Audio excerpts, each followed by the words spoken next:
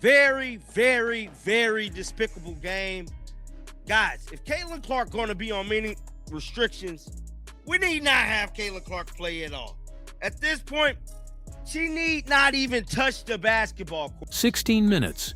That's the entire allotment Stephanie White gave her franchise player in this return.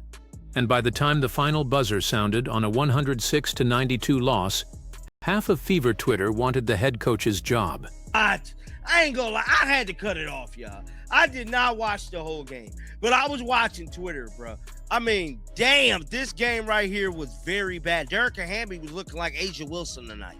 That's how bad this. That reaction you just heard, the one where the host says he had to stop watching, wasn't an outlier tonight. Indiana walked into Crypto.com Arena on July 8th as a team that opened this season as a title contender, and walked out having been outscored by 14. This wasn't a last-second heartbreaker decided on one bad possession. It was a rout, and it happened against a Sparks team that was supposed to be running on fumes. That loss drops Indiana to 12-9 on the year, a record that looks a lot shakier than the one this roster was built to post. By the Sparks. Agumake had 24 points, Nika. Derrica Hamby, 21. Erica Wheeler, 12. Ariel Atkins, 12. Ray Burrell, 22. They whole starter lineup had over 10 points. They had 3 players over 20 points. Shorthanded is putting it generously. Los Angeles took the floor without Kelsey Plum, their leading scorer for most of the year and sidelined for weeks now with a leg injury. Cameron Brink didn't play either, and this depleted Sparks roster still dropped 106 points on Indiana's defense. Nika Ogwumike got loose inside all night. Derrica Hamby cleaned the offensive glass like she had a personal grudge against it. Ray Burrell kept finding open corners. By the final box score, 3 different Sparks scorers finished in the 20s against a Fever defense that was supposedly facing a team playing backups. That's not a fluke shooting night. That's a defense that had no answers from the opening tip. The team stats are catastrophic bad. Indiana Fever shot 43% from the field, but guess what? They let them shoot 51% from the field. They had no answer for inside the paint, around the paint. Hell, they even need a paintbrush at this point. That's how bad it was for the Indiana Fever. They was 11-34 from 3. They shot 32%. They let the Spartans shoot 45% from. Run the shooting splits and the picture gets worse. Indiana shot 43% from the field and let Los Angeles shoot 51. From 3, the Fever connected on 11 of 34, barely over 30%, while the Sparks hit 9 of 20 from deep, a 45% clip confirmed by multiple outlets after the final horn. A team missing 2 rotation pieces shot better than a healthy Indiana squad from every range on the floor. Multiply that differential across 40 minutes and you understand why this game never actually felt close, even in stretches when Indiana's offense got hot. And as of right now, I don't care what nobody says. I hate Kelsey Mitchell with a passion. I mean, she just blatantly refuses to pass the ball. She just, at this point, she's the ultimate ball hogger I've ever seen. I mean, Caitlin was wide open like 2, 3, 4, 5, 6, 7, 8, 9, 10 times. And she just shot the ball. Just completely. Now here's where the discourse turned ugly in real time. Kelsey Mitchell finished with 29 points on 9 of 18 shooting, and clips exactly like the one you just watched are why a slice of the fan base spent the night calling her a ball hog instead of a leading scorer. The frustration wasn't manufactured from nothing. Caitlin Clark looked open on the perimeter more than once without the ball finding her hands. But zoom out before you crown a villain. This is a 3-time All-Star averaging a career-best mark this season, not some volume shooter stealing possessions from a rookie. And Aaliyah Boston, Indiana's starting center and one of its best players, wasn't in uniform at all tonight. Somebody had to manufacture offense from scratch, and on this particular night, Mitchell was close to the only Fever player doing it consistently. Out of Indiana so bad, bro. Like, judging from Iowa to this, I know Lisa Bluter has to be pissed off with what they did to Caitlin Clark and what she created, because Lisa Bluter played a pivotal role helping create the Caitlin Clark we all love. And for her to be sitting here and allowing her to just go through what she's going through.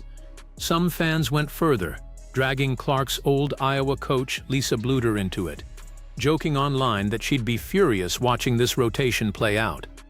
That's speculation, not anything Bluter has actually said, so treat it as exactly that. What isn't speculation is the injury history sitting underneath all of this. Clark's back problem first surfaced on June 24th against Phoenix, in the same game where Alyssa Thomas made contact with her throat driving to the basket. Thomas wasn't flagged for a foul in real time, but the league reviewed the play afterward and suspended her 1 game. Clark missed the stretch that followed. It's also not the first time her health has drawn league scrutiny this year. An earlier late scratch with this same back issue led to questions about Indiana's injury reporting, serious enough that the league issued the franchise a formal warning over it. Tonight was Clark's first appearance back since. And if you're wondering whether tonight's tight leash traces back to something deeper between Clark and this coaching staff, stay with this, because that question actually has a documented answer, and it isn't the one most of the comment section is assuming. Now here's the rotation, 22 rotation. Swag said 3 minutes, and she played 3 minutes, 2.5 minutes, 2 minutes, 2 minutes, 2 minutes.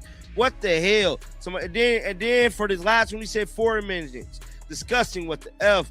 Her night, Sir Mitchell, will arrive shortly to duel you to death. Look at the actual rotation chart from tonight.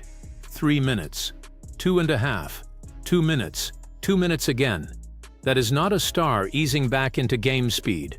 That's a player being cycled on and off like a light switch every couple of possessions. Rhythm scorers. And Clark has said herself that's exactly what she is. Need a sustained run of live minutes to find their shot. Most return from injury plans around this league give a player a longer runway than tonight's did. Oh, this is a funny ass picture, bro. She's I'll put this in a thumbnail. Left off, how the hell is she meant to get in rhythm? Yeah, Caitlin Clark is a rhythm player. She has to be in rhythm in order to get going. And as of right now, I don't even know how many. This is the frame a lot of channels are going to use for their thumbnail tonight. Clark parked on the bench in a hoodie during winning time. Watching a fourth quarter she barely got to help decide. She finished 4 for 12 from the field and 1 for 6 from 3. Numbers that look rough in isolation, but make a lot more sense once you remember she played the entire night in 2-minute bursts, with no real chance to settle in. Indiana needed every one of those minutes she didn't get, given the final margin. But let's finish getting through this box score, man. The Indiana Fever shot 71% from free throw.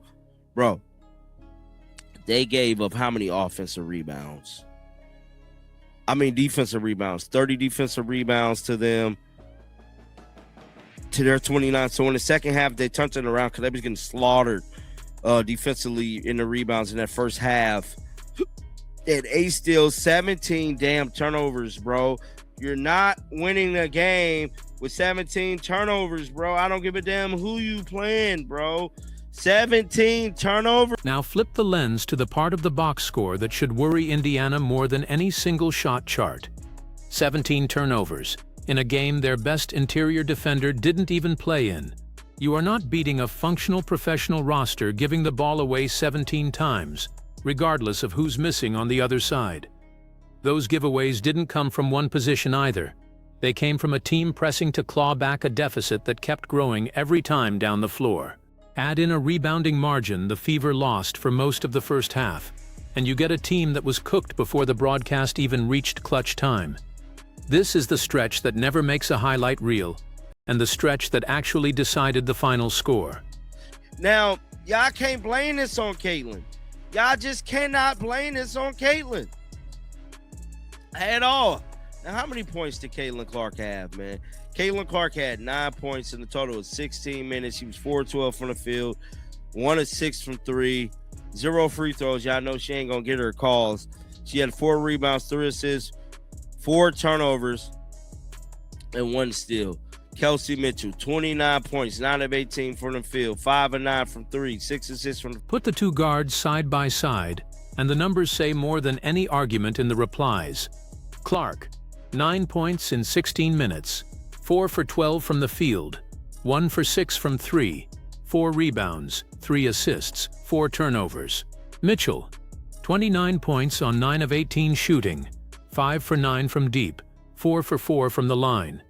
One of them was on a hard minutes cap in her first game back from a back injury.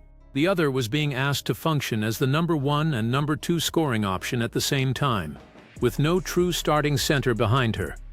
Different roles, different burdens, different nights. If either of them had needed to carry what the other one carried tonight, on this roster, the numbers might have landed in the exact same place. Bro, look at how many... Kelsey Mitchell was down there taking 30 shots a game.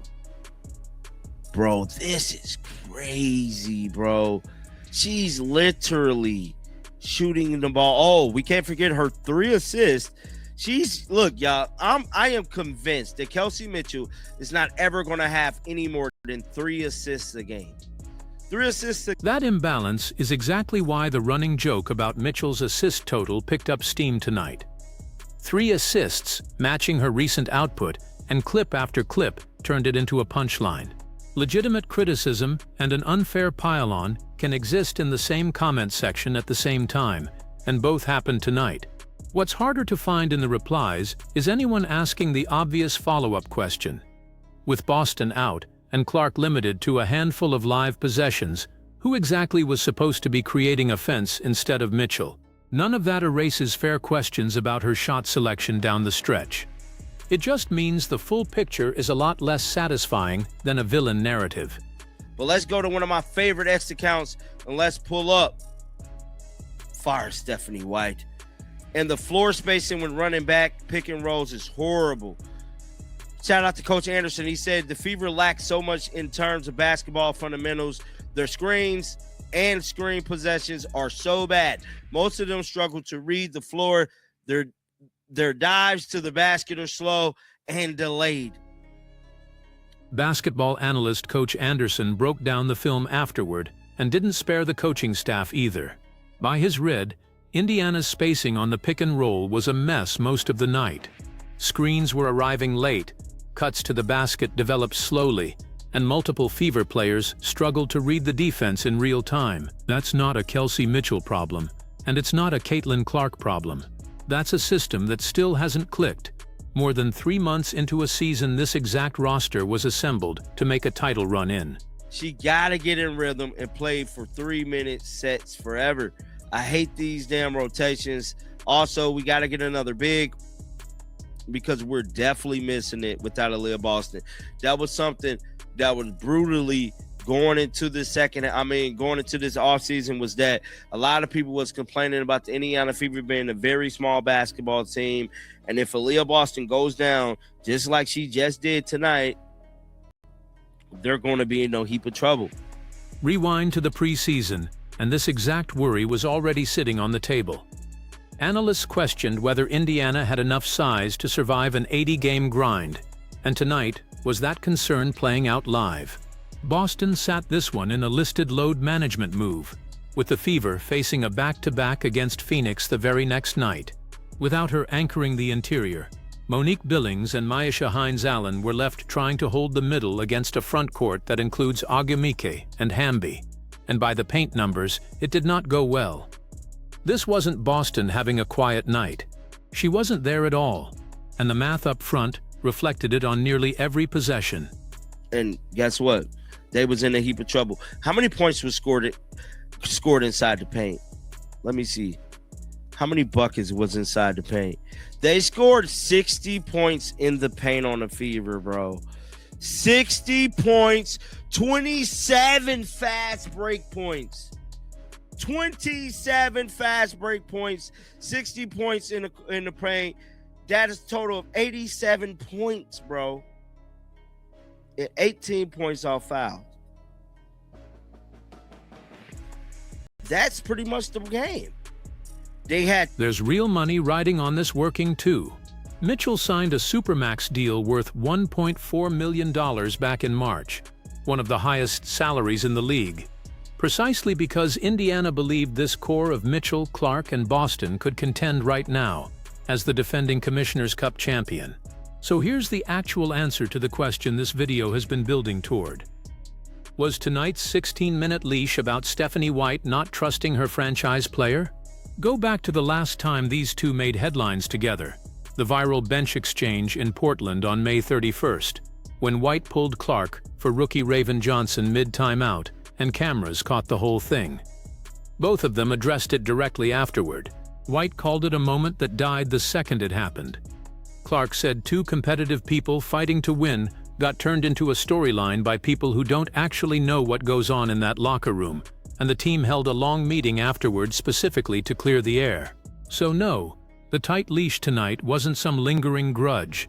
It was caution, a franchise unwilling to risk the same back injury days before a back-to-back, on a night where Los Angeles put up 60 points in the paint and 27 more on the fast break, 87 of their 106 points off exactly the two things a healthier, more rested Indiana defense is built to prevent. That's the real headline tonight, bigger than any single hot take about one guard shot total. Whether protecting Clark's body was worth wearing this loss depends entirely on what happens against Phoenix tomorrow, and on whether this Fever team can find its spacing before this stretch of the schedule runs out on them.